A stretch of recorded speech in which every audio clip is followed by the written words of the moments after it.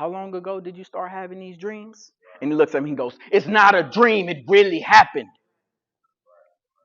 Why do I point that out? Because some people not going to be able to relate to what you're dealing with as a student athlete because it's a unique experience. It's a truly unique experience to go from being wrapped up in something that is life giving. Today, we're going to talk about that post athletic identity. Like once you're beyond the game, what that looks like. Because if you're anything like me, it's going to come with a lot of stress. It's going to come with grief. It's going to come with trying to figure out who you are when you no longer have the game. Right now, I remember I was reading this quote one day, and it's gonna be the longest slide that you have. You may want to take a picture of this because I guarantee once you finally put those cleats up, the jerseys up, you're gonna remember this. But it says, one day you won't be an athlete anymore.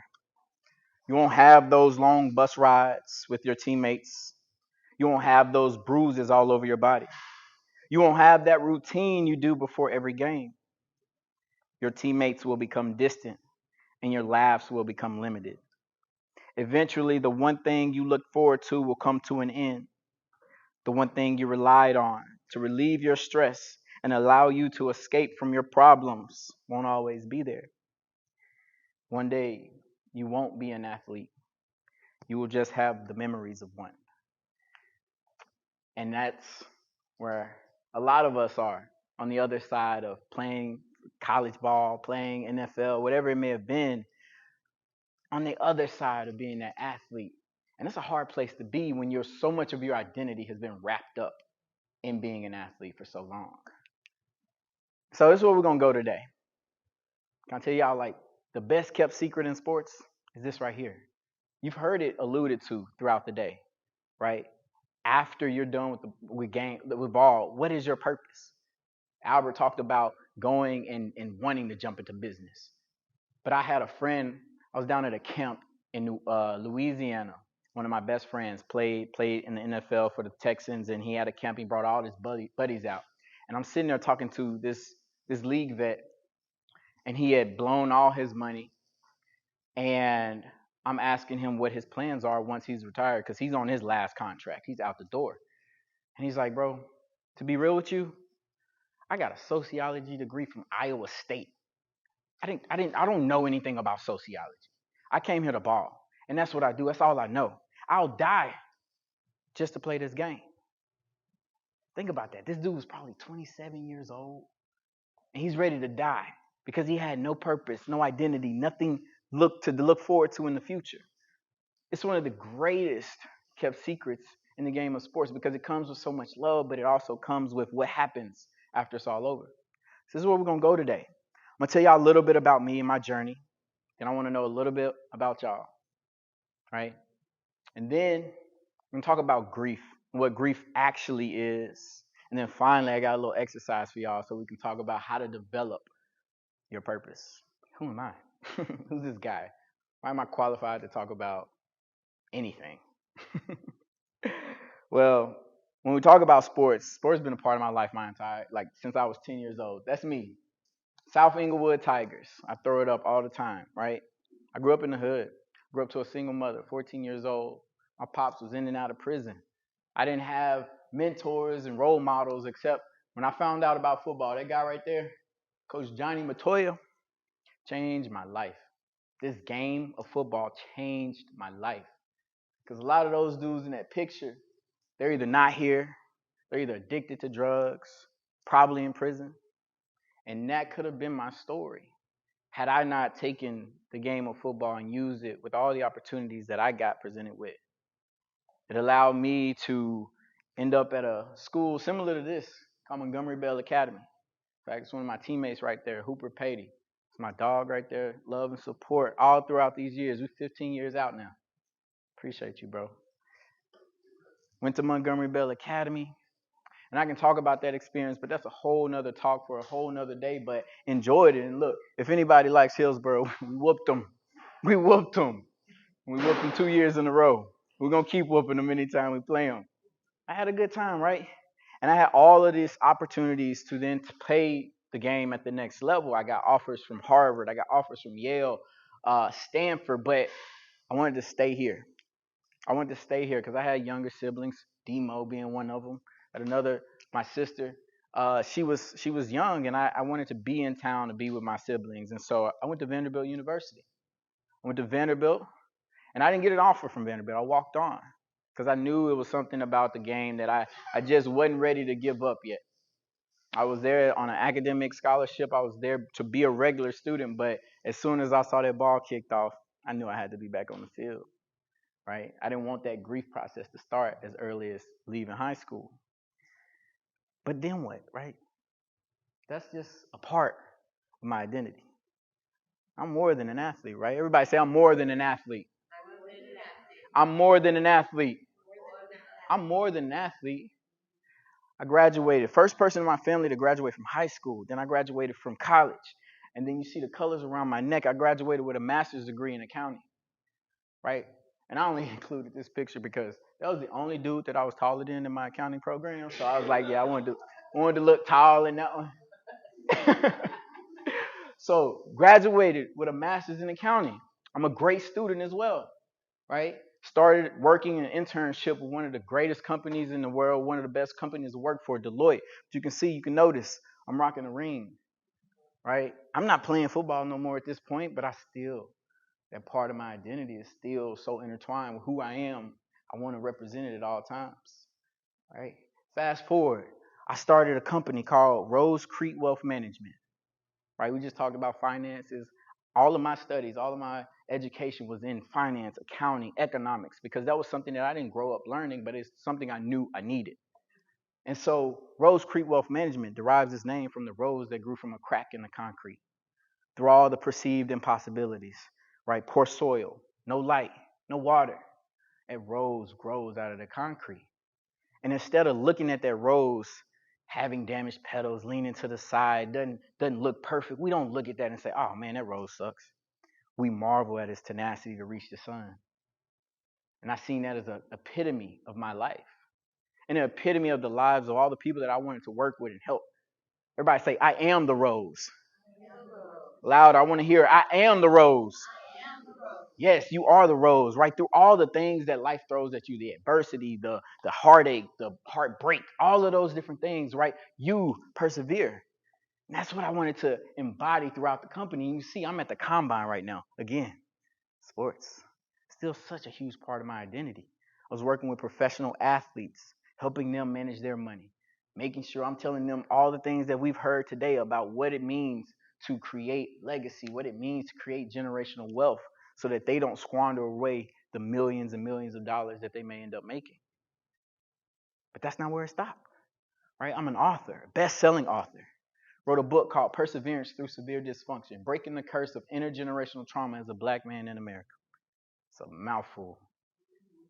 You can imagine it came with a lot of struggle, a lot of challenges, right? It became a bestseller even before I released it. During the pre-sales, I saw the support from all the people that loved me, who knew parts of my story, but until this point, they didn't know my full story. They didn't know the adversity that I had faced early on in life, and I had never shared it with anybody, right? Because I carried so much shame around that. That's one thing about trauma, it comes with a lot of shame. You see them hand in hand. Because we go through life thinking the bad things that happen to us, the bad things that we feel like we are the only ones dealing with that. But it's not true. It's not true to think, I talk about adverse childhood experiences. It's 10, questions that everyone in here should answer. Adverse childhood experiences questionnaire. Go look that up. And it's going to ask you 10 questions on physical abuse, emotional abuse, neglect, sexual abuse, neglect. And I'm checking the boxes on this when I'm in college. And I realized I got all 10 out of 10. Traumatic lifestyle, real trauma, right? And seeing how that plays out in life, because we see there's a correlation between the adversity and the trauma that you face as a child and what that looks like as an adult, with the health outcomes that you have, having chronic health issues, with the social impact that it has, having a hard time building genuine connections with people, right? With the mental health, higher rates of suicide, higher rates of depression, anxiety, PTSD, right? It was important to me to share that because I was tired of hiding behind all this other perfection, all this other, I got to be the person that the world wants me to be. I got to share who I am, right? And I had to explore who I was. And that led to so many great things. Speaking at this conference last year at the Titan Stadium, I spoke on the process of perseverance, from pain to passion, passion to purpose, purpose to power, power to peace. Repeat it. No, I'm just kidding. From pain to passion, passion to purpose, purpose to power, power to peace. That's my little sister right there. Y'all say, hey, sis. Right? Got the ability to share my story on stages all over the world. An international keynote speaker. I just crossed over. It's hard for me to believe, y'all. I'm a 6-figure speaker. Thank you. Thank you. Like, it's unreal to me because I'm telling my story. Just like I'm sitting up here talking to you all right now. I'm telling it, but I'm telling it with twist, with inspiration, with turning my pain into peace through the process of perseverance. Pain to passion, passion to purpose, purpose to power, power to peace. Right? And what did that come with? That came with a lot of recognition. My business, my wealth management business, got me listed as top 100 in Finance magazine. Right? And then shortly thereafter, I was nominated for Forbes 30 Under 30. And then I'm sitting here in Nashville, and I'm getting an email, and it says, "Hey, you've been listed in our 40 Under 40 Nashville Business Journal." And that was before I got Nashville top 30 under 30, right? I still look young. I'm a little bit older than 30 right now. I was born in the late 1900s, I promise, right? But guess what? Came crashing down. Who want to know what happened? Raise your hand if you want to know what happened. Okay. We're going to get to it. But first I want to hear from y'all. Who are you? Right? I don't see paper in here, so like think in your head, and I want you to come up with 3 to 5 things of who you are. Fill in that blank. I am blank. Right? Just think on that for about 30 seconds. Give me 5 things about who you are. It could be mother, it could be student, it could be athlete. I don't want to fill up your head with too much, but 3 things, 5 things, who you are. Any volunteers want to share? Jonathan. Oh. Consultant. Nurturer. An educator. I love that. Thank you. Anybody else?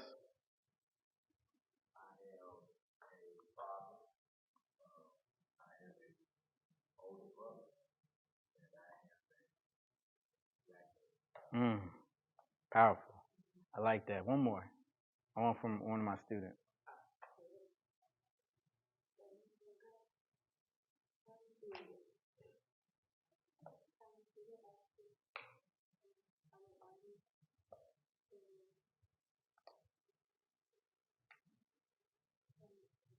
Okay. Nice. That's beautiful. Now I want you to do this. Y'all had something that y'all thought about, right? You don't have to share it. But I want you to mark out anything that is temporary, right? Just cross that out. If you said a job description, right? Because they can fire you, they can lay you off. If you said the status that you are at school, right? I want you to just strike those out from what you said you were. Then next, I want you to strike out anything that is in relation to somebody else. I heard father, nurturer, right? That it requires somebody else, right? If anything that requires somebody else. Anybody got anything left on their list? Resilient. Adjective, yeah. Ooh, overcomer. I like that. It's powerful. What if I told you we're going to strip everything that you ever thought about yourself away? Who would you be? Right? What happens when you're stripped of all the things you know yourself to be? What happens when the name on the jersey, the front or the back, gets taken away? You got transferred, you got cut, right? Or they may take the name off of your jersey, but The name may change, but it don't ring the same, right? It don't ring the same because you come on campus and you 1 year removed, people recognize you. You 2 years removed, fewer people recognize you. 3, 4, 5 now, people don't even know who Reggie Ford is on campus. That's a hard thing when so much of your identity was wrapped up into whatever that was, that sport, right? Start to have this identity crisis. Right, y'all said y'all wanted to know the story, right? And of course, it's a part of my story. Everyone say, I am more than an athlete. Y'all sang choir ever? Gotta do this together. I am more than an athlete. That's beautiful. Yes. I'm more than an athlete. But after my junior year playing football at Vanderbilt, I decided it was time for me to focus on life after ball. But I didn't have this presentation. I didn't have anybody telling me what that was going to look like mentally for me. So I walked in to my coach's office, my strength coach. He was the one that I had the closest relationship to. And I before I could get a word out, I just bust out crying. Started crying. I'm like, Coach, I can't do it no more. I'm tired of all this pain in my body, and I came here to go to school. I'm at Vanderbilt. I'm trying to get a degree. I'm trying to use what I learned here to go on to the next chapter of my life. And I'm crying at this whole time when I'm talking to him. But I'm like, I love this game. I love you. I love the team. But I don't have it in me to address the team. So can you please tell everybody that I love them? But yeah, that was the longest walk from the athletic facility back to my dorm room in my life. The longest. And I didn't realize how so much of my identity was wrapped up into football. Right? I didn't realize that it meant something to me to put my Vanderbilt bowl game backpack on, have my sweats on, and walk across campus and have people recognize that and have people associate me with that. But it hurt. It hurt so bad, y'all. And I'm not naive to think that people don't drink before 21, but I didn't. But I was turning 21 that spring, and I started drinking.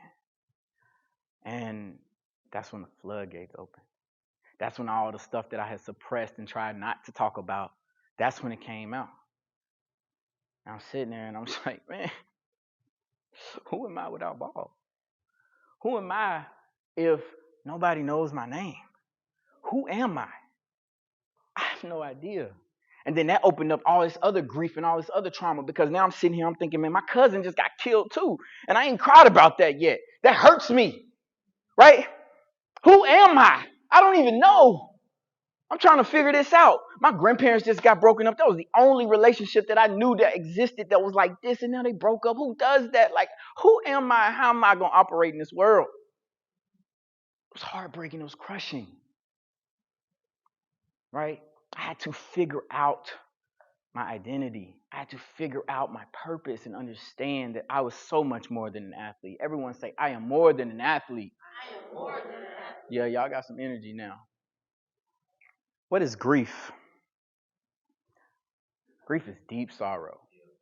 It's deep, deep, deep, deep, deep sorrow. It's the price you pay for love. Right? And this definition from Google says, especially that caused by someone you love or someone's death. Right? When we talk about grief when it relates to a person's death, right? Rest in peace to all our loved ones who aren't here anymore. Right? And we have some rituals and we have a little bit of understanding of how to deal with some of that grief. I don't think we're all the way there yet, but we do. We have funerals. We have life celebrations. We have these rituals that help us.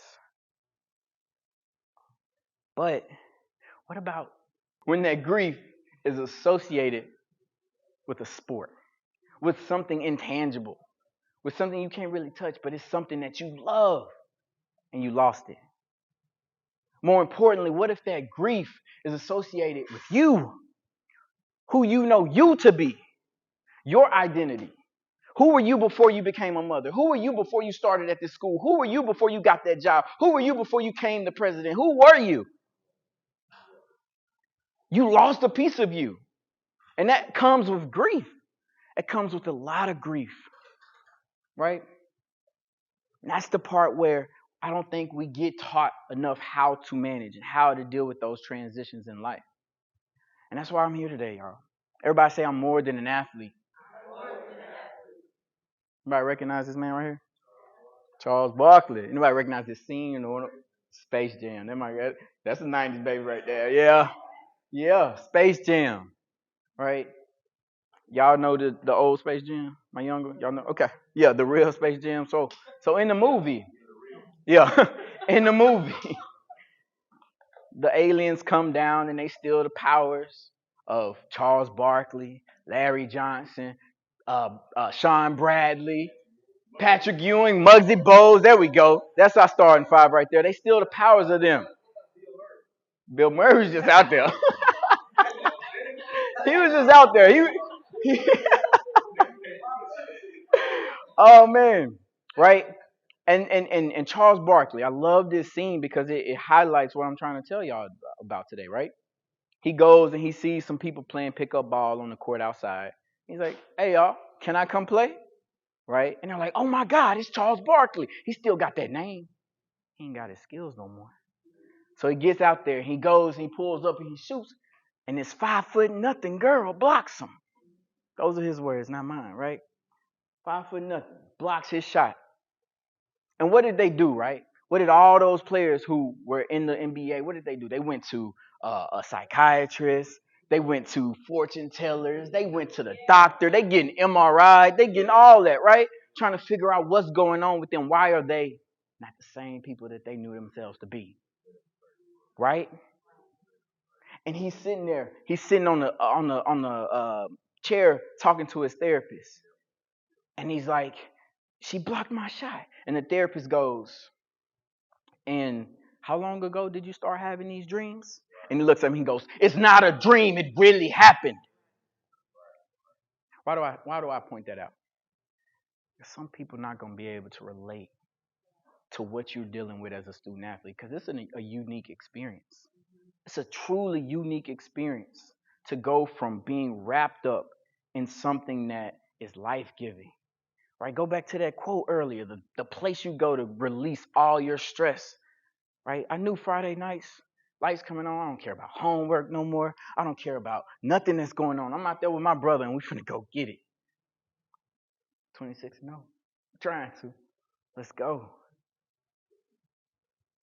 Right? People aren't gonna get it. But I'm here to validate you. Validate whatever it is that you feel. Right? If you feel depressed after that last play, I'm gonna tell y'all about my last play, y'all. And that's in that bowl game. We played in the Liberty Bowl in Memphis. And I was a special teams warrior. I'm always on the field when the ball's getting kicked and I'm going down to hit. Let's go. We kicked the ball off. We just scored. We kicked the ball off. Worst kickoff ever. Short line drive. The returner catches it running full speed and he got a whole bunch of blockers in front of him. I'm the safety. Next thing you know, I'm on my ass. I get up, I look around, I turn back. He's running in the end zone for a touchdown. My last play of football ever. I still have dreams about football. And the same dreams that I used to have when I was 16, 15, 14, whatever, the same dreams. Catching the pick in the corner of the end zone, tapping my foot down, fourth quarter, game over, we out of here. That's a dream that I used to have all the time. That same dream is now a nightmare. Because I know when I wake up, I'm going to be disappointed. Because that's never going to be my reality. Right? You can't go out and put pads on and play 11 on 11 like you used to once it's all said and done. You probably don't want to. Your back will catch up to you. Your back will catch up to you. Right? It's hard. It's hard to be an elite basketball player and go down to the rec center and you got all these scrubs. It's not the same. It's just not the same. Being in the trenches with your brothers, with your sisters, and going through 5 a.m. workouts, going through two-a-days, right? Riding on that bus. It's not the same. Sitting in the training room, joking, throwing ice at each other. It's not the same. It's really not. So I'm here to validate whatever it is that you feel during those moments, right? It's going to be some hard days. It's going to be some days where you start to question what it is that you are supposed to be doing in this world. But I guarantee you all have a bigger purpose. Everybody say, I am more than an athlete. I am more than an athlete. Absolutely. Right? I want y'all to repeat after me. My identity is not derived by something that can be stripped away from me. My identity is not derived from something that can be stripped away from me. That's powerful. My identity is not derived by something that can be stripped away from me. You got to find out who you are inside of you, who you are to your core, right? What if you call yourself a brother? My man Zach was here earlier. He told this story last year. And then your brother died. Are you still a brother? I just had a death in the family. 2-year-old kid. And my cousin, who's a dad, loses his kid. If that's his only child, is he still a dad? And he's going through it right now. It hurts me to my soul because I grew up with my bro. That's my bro. Right? My identity is not derived by something that can be stripped away from me, whether that be a sport, a person, or nothing. Right? I got to find that inside myself. I got to find that inside myself of who I am, how powerful I am, regardless of all the things that the world tries to throw at me. Right? Because this is the question you're trying to answer. Who were you before the world told you who to be? Who were you before the world told you who to be? Right? David Goggins got a quote said, you might have to go to war with yourself to find that identity. You might have to go to war with yourself when it comes to thinking about, oh, I got handed a ball when I was 3 years old. I didn't pick this, but this has become my identity. Who am I? I have agency now.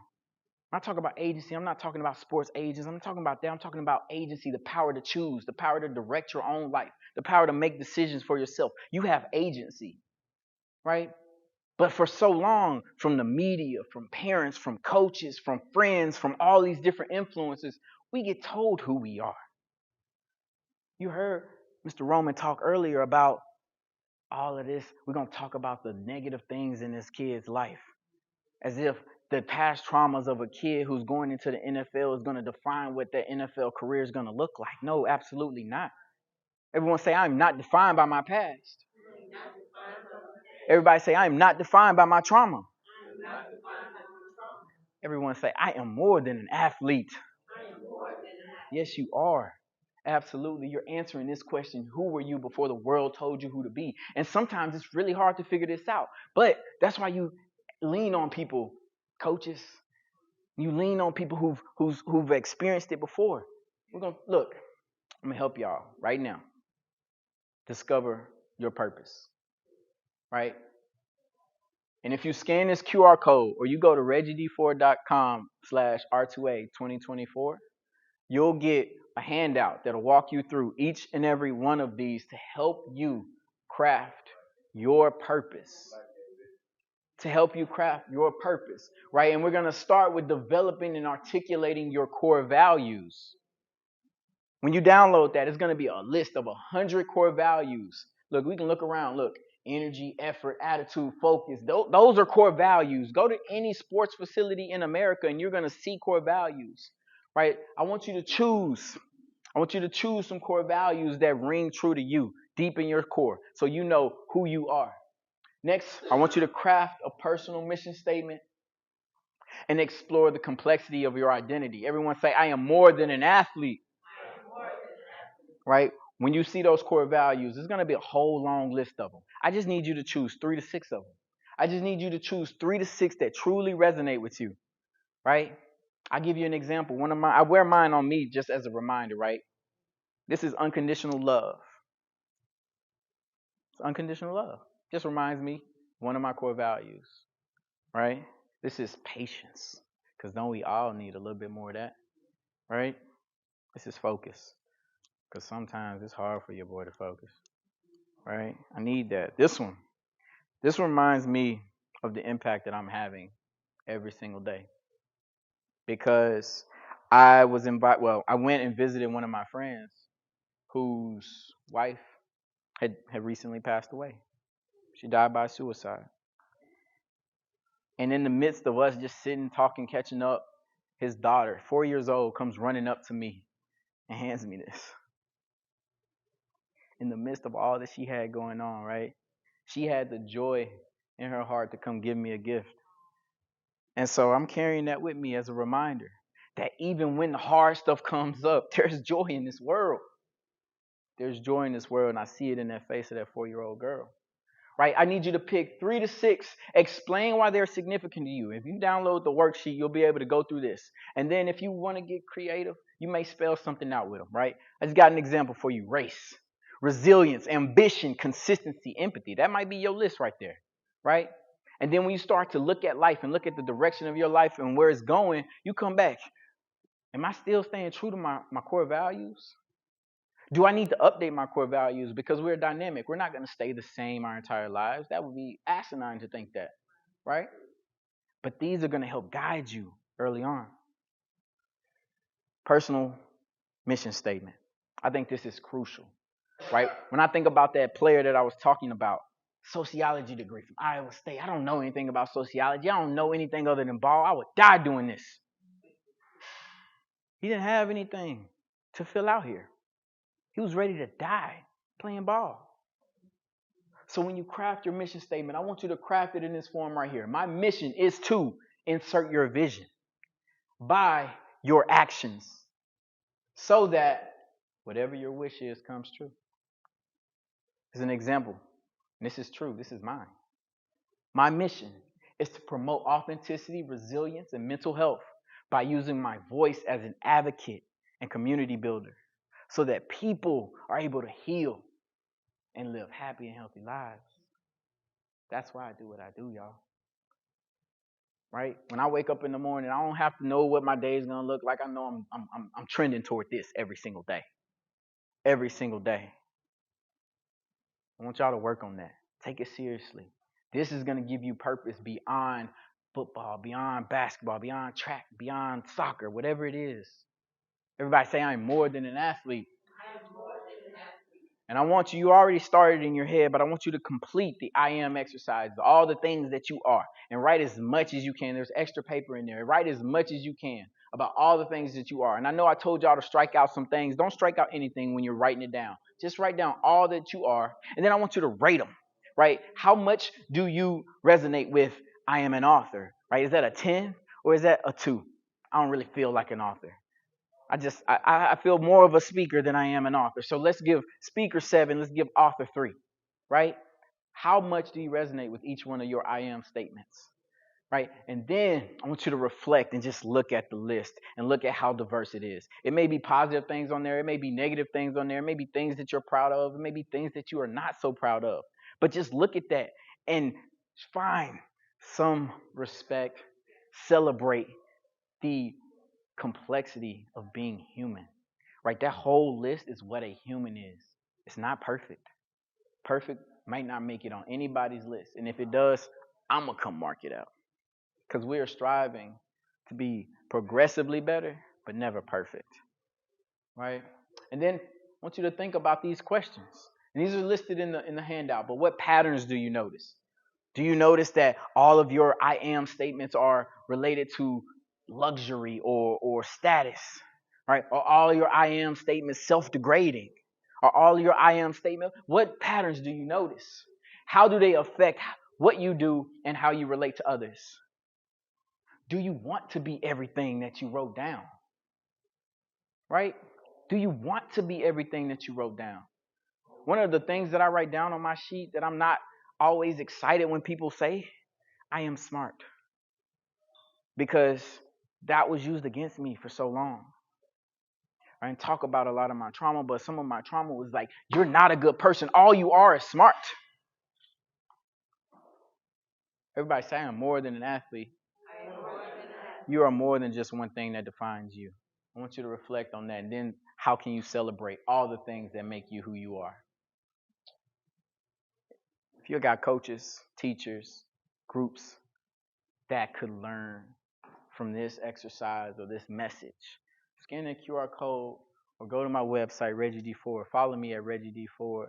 I am always looking to give back to my community, especially here in Nashville. I will come out and I will deliver whatever message that is needed, right?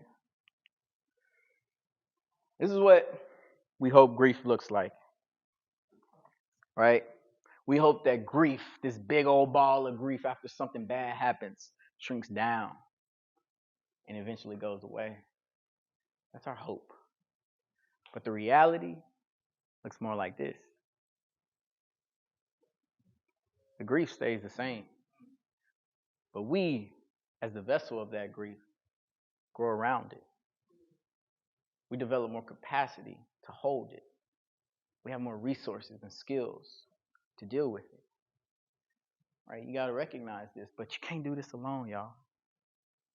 You can't do it alone. You got to have community. The community of brothers, of sisters, parents, coaches, all the people that are a part of your village, who pour into you, who support you. You need them around as you deal with grief. And I just started reflecting on this recently because I lost two of the most nurturing people in my life. You know, cuz. And in losing them, I also lost the people that I could grieve with for their losses. It's hard grieving alone. You got to have somebody there that's going to grieve with you. Right? And it's going to get hard. It's going to be harder for some people than it is for others. Right? Oh my God, I'm so glad he just walked in here. Can you stay in here for 2 seconds? Right? We had something at Vandy that we used to say during football games right before we went out.